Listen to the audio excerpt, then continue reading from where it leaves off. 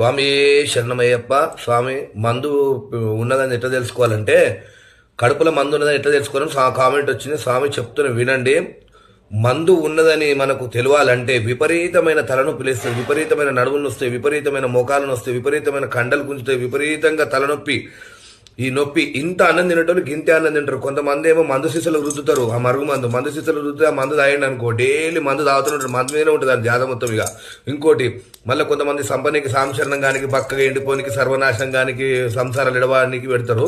ఈ మరుగు మందు పెట్టేటోళ్ళకు చాలా వరకు వాళ్ళ పుల్లవాడు సాంశరణం అవుతారు. కాకపోతే మీరు ఆ మరుగు మందును తగ్గించుకోవాలనుకుంటే నేను చెప్తున్నా, కాకరాకు రసం, కాకరకాయ ఆకు రసం ఎడమ చేతిలో వండుకోవాలి. ఎడమ చేతిలో వండుకొని అది 10 నిమిషాలు వేడి చేయాలి.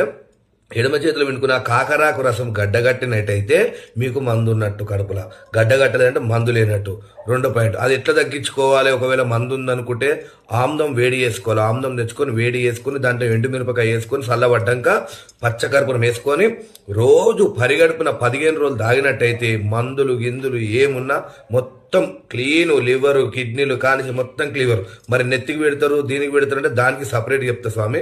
నా యూట్యూబ్ ఛానల్లో నాకు కామెంట్ పెడితే ఆ కామెంట్లో మీకు ఖచ్చితంగా రెస్పాండ్ ఇస్తా. మరుగు మందులు 18 రకాలు ఉన్నాయి, నెత్తికి కూడా పెడతారు. అది కూడా తగ్గించే దగ్గర ఉన్నది. స్వామి శరణం. ఈ రెమెడీని యూజ్ చేసుకోండి. స్వామి శరణమయ్యప్ప.